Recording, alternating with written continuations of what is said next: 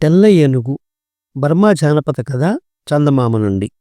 పూర్వం బర్మా దేశంలోని ఒక చిన్న రాజ్యాన్ని హోలాంగ్ అనే రాజు పాలిస్తూ ఉండేవాడు. దాని రాజధాని నగరంలో క్వాంగ్యూ అనేవాడు ఎంత మాసిన బట్టలనైనా సరే శుభ్రంగా ఉతికి చలవ చేయడంలో చాలా ప్రసిద్ధికెక్కాడు.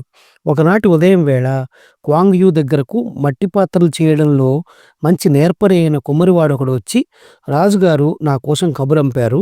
రాణిగారికి ఒంట్లో బాగాలేదట.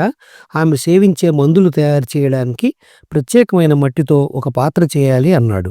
అదృష్టవంతుడివి, రాజదర్శనం మాటలా అన్నాడు క్వాంగ్యూ. అది నిజమే, కానీ ఆయన్ని దర్శించేందుకు కాస్త శుభ్రంగా ఉన్న దుస్తులతో వెళ్ళాలి కదా. ఇదిగో ఈ సంచిలో మాసిన బట్టలు తెచ్చాను, వాటిని రేపు ఉదయానికల్లా బాగా ఉతికి ఇవ్వాలి అన్నాడు.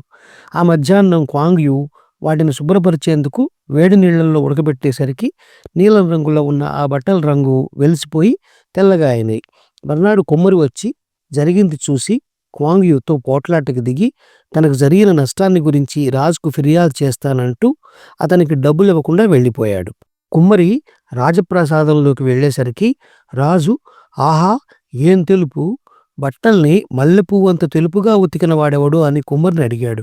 వాడు రాజుతో, ప్రభు, మన నగరంలోనే క్వాంగ్యూ అనే బట్టలు ఉతికేవాడున్నాడు. వాడు దేన్నైనా సరే ఆఖరకు ఎలుక తోలునైనా తెలుపు చేయగలడు. తమరు తెల్ల ఏనుగు కోసం ప్రయత్నిస్తున్నారు కదా, గజశాలలో ఉన్న ఏ ఏనుగునైనా వాడికి అప్పగించండి, వాడు దాన్ని తెల్ల ఏనుగు చేయగలడు అన్నాడు. రాజు వెంటనే క్వాంగ్యూ కోసం భటులను పంపాడు. వాడు వచ్చి రాజు చెప్పింది విని ఇది కుమ్మరి తనకు హాని చేసేందుకు వేసిన పథకం అని గ్రహించి రాజుతో, ప్రభు, ఒక్క ఏనుగునేమిటి, తమరు ఆజ్ఞాపిస్తే గజశాలలో ఉన్న ఏనుగులన్నిటినీ తెల్ల ఏనుగులను చేయగలను. అయితే అందుకు ముందుగా ఏనుగును బట్టలను ఉతికినట్టుగా వేడి నీళ్లలో ఉడకబెట్టాలి. అందుకు అవసరమైన తొట్టెను ఇంతకుముందు తమ దర్శనానికి వచ్చిన కుమ్మరి చేత వేగిరంగా తయారు చేయించండి అన్నాడు. మరుక్షణం రాజు కుమ్మరి రప్పించి, ఒరే, రేపు సూర్యోదయానికల్లా ఏనుగు నిలబడడానికి వీలైనంత పెద్ద తొట్టెను చేసి తీసుకురా. అలా తేలేకపోయావో నిన్ను రాజ్యం నుంచి బహిష్కరిస్తాను అన్నాడు. ఇది క్వాంగ్యూ పన్నిన పన్నాగం అని తెలుసుకొని చేసేది లేక కుమ్మరి ఇంటికి పోయి ఆ రాత్రంతా ఇంటిళ్ళ పాదిని మట్టి మోయడానికి, అరుసు తొక్కడానికి సాయంగా తీసుకొని తెల్లవారుతుండగా తొట్టెతో రాజుగారి వద్దకు వచ్చాడు. క్వాంగ్యూ తొట్టెలో నీళ్లు పోయించి దాని చుట్టూ మంట పెట్టాడు. నీరు వేడెక్కుతుండగా మావటివాడు గజశాల నుంచి ఏనుగును ఒకదాన్ని తోలుకు వచ్చి తొట్టెలో దింపాడు. దానితో తొట్టె ముక్కలు చెక్కలుగా పగిలిపోయింది.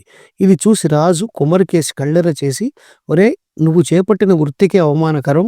రేపు సూర్యోదయానికి 2 గడియలు ముందుగా గట్టిగా ఉండే మరొక తొట్టెను చేసి తీసుకురాకపోయావో నీ తల కొట్టేయిస్తాను అన్నాడు. అలాగే ప్రభు అంటూ కుమ్మరి బయలుదేరి ఆ రాత్రికి రాత్రే రాజ్య సరిహద్దులు దాటి పారిపోయాడు.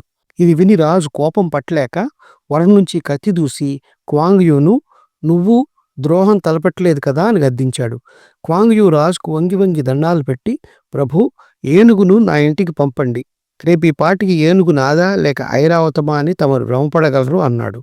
ఆ రాత్రి క్వాంగ్యూ తన ఇంటి వద్ద మావటివాడు వదిలిపోయిన నల్ల ఏనుగుకు ఒక నిచ్చెన ఆనించి దాని మీద నిలబడి సున్నంతో గోడలకు వెళ్ళవేసినట్టు దానికి ఆరగా 5 సార్లు సున్నం నీళ్లతో వెళ్ళవేశాడు.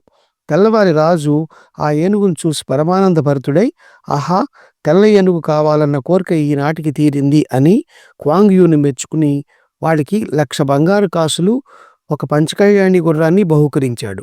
క్వాంగ్యూ వాటితో ఇంటికి తిరిగి వస్తూనే మూటాముల్లే సర్దుకొని గుర్రం మీద బయలుదేరి సూర్యాస్తమవుతుండగా రాజ్య సరిహద్దులు దాటి ఒక చిన్న నదీ ప్రాంతాన్ని చేరాడు. అక్కడ చినిగిపోయిన బట్టలతో ఒకడు నదిలో గాలం వేసి చేపలు పడుతుండడం కనిపించాడు. క్వాంగ్యూ వాడి కేసు చూసి గుర్తించి, ఓహో, నన్ను సాధించబోయిన కుమ్మరివి నువ్వే, జాలరవయ్యావన్నమాట అన్నాడు. కుమ్మరి క్వాంగ్యూను చూసి తెల్లబోతూ, ఇక్కడికి ఎందుకు వచ్చినట్టు, ఆ గుర్రం ఏమిటి అని అడిగాడు.